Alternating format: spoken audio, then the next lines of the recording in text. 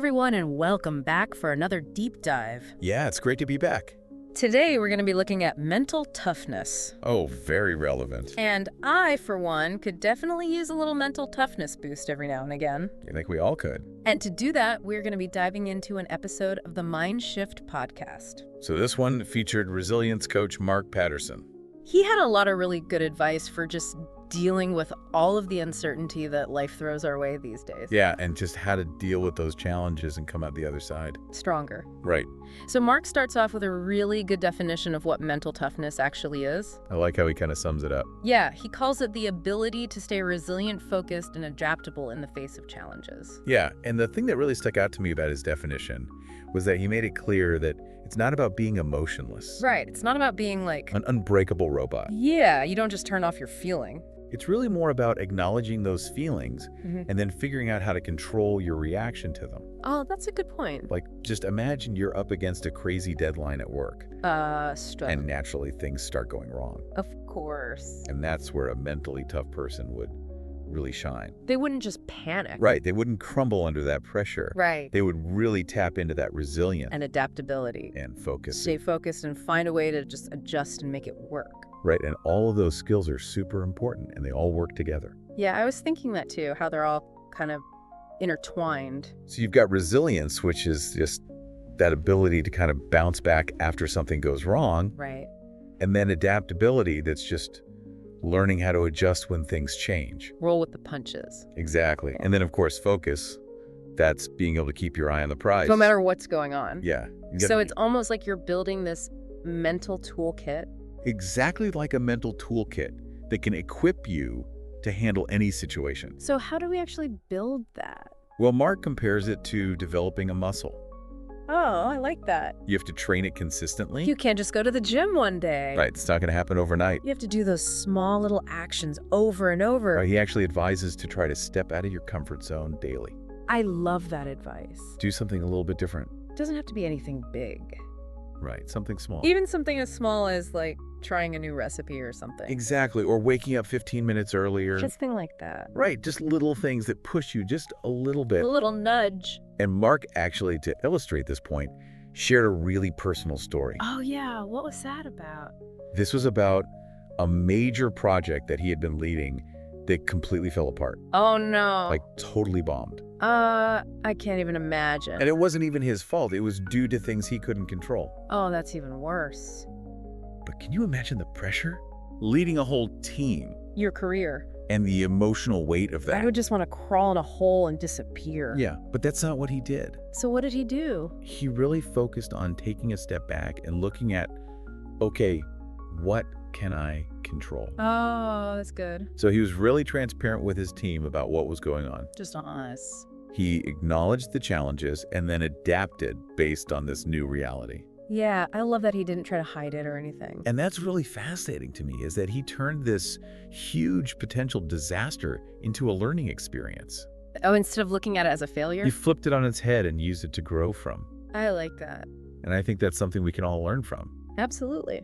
Have you ever faced a similar setback in your life, and what did you learn from it? I'm sure everyone listening has had that experience. Maybe it was a project at work that went south. Or a personal goal that you set for yourself but just couldn't reach. Maybe even a relationship that ended.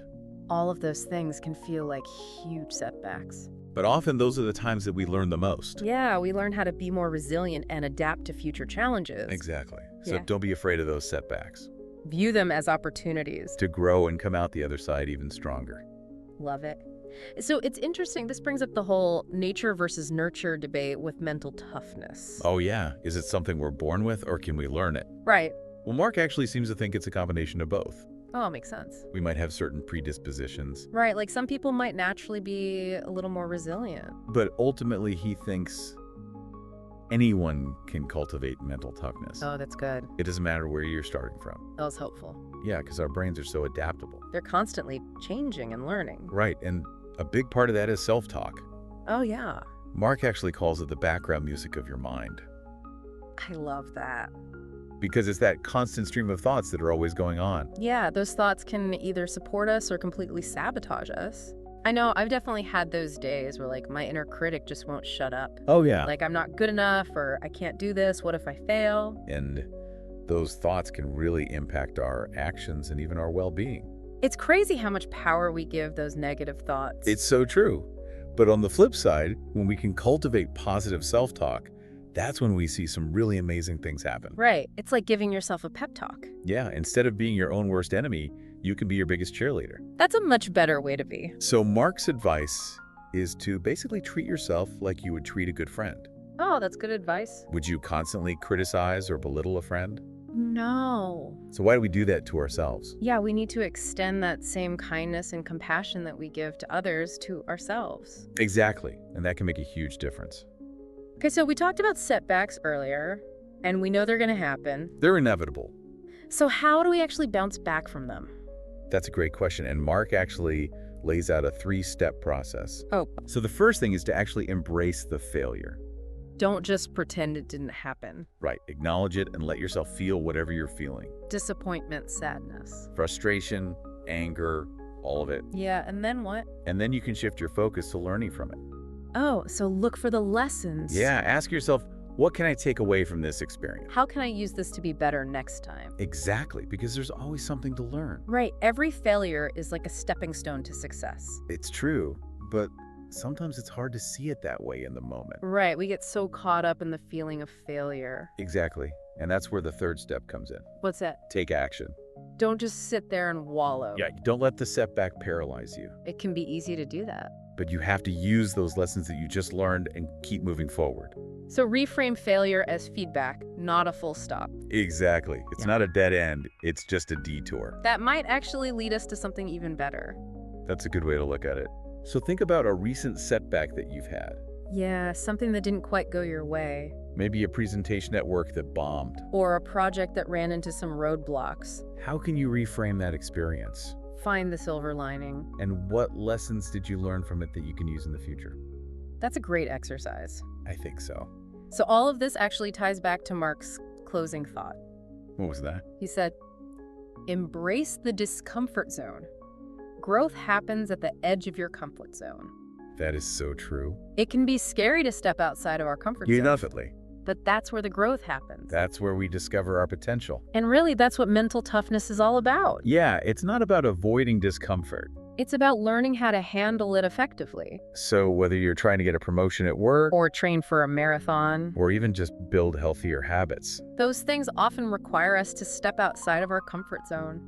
and that can be really uncomfortable. But it's worth it. Yeah, Yeah, it really is empowering to think that we all have this capacity for mental toughness. it's not some like superhuman trait. Right. It's something that we can develop and get better at over time. And that's a continuous journey, right? There's no finish line when it comes to mental toughness. We're always learning, growing, and just like evolving, You know, it's like that mental muscle analogy. right? It gets stronger every time we face a new challenge. Speaking of challenges, Oh, are you setting me up for the big question? Bailey, That final thought-provoking question. the deep dive wrap up. Okay, hit me with it. All right, so think about all the different parts of your life. Okay, work. Relationships, your goals, Yeah. health, all of those things. What's one area where you think maybe you could use a little mental toughness boost? Ooh, that's a good one. And once you've identified that, Yeah, what's one small step that you can take.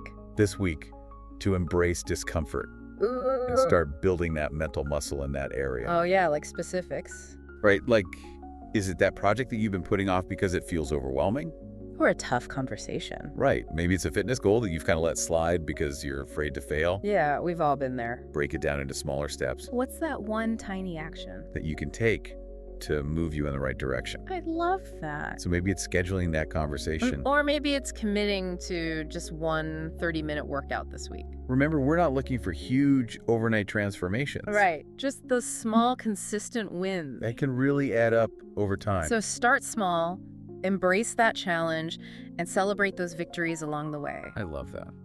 Well, this has been a really insightful deep dive into mental toughness. Yeah. I think it's clear that it's not just about gritting our teeth and pushing through. Yeah, it's so much more than that. It's about having the tools and strategies. To handle all those curveballs that life throws our way. And to bounce back when things don't go according to plan. And recognizing that inner strength that we all have within us. And sometimes it just takes a little encouragement. A little nudge And a little practice. to really tap into it. So go out there, embrace the discomfort. And remember, growth happens at the edge of your comfort zone. Until next time, keep exploring, keep learning, and keep pushing yourselves to be your best selves.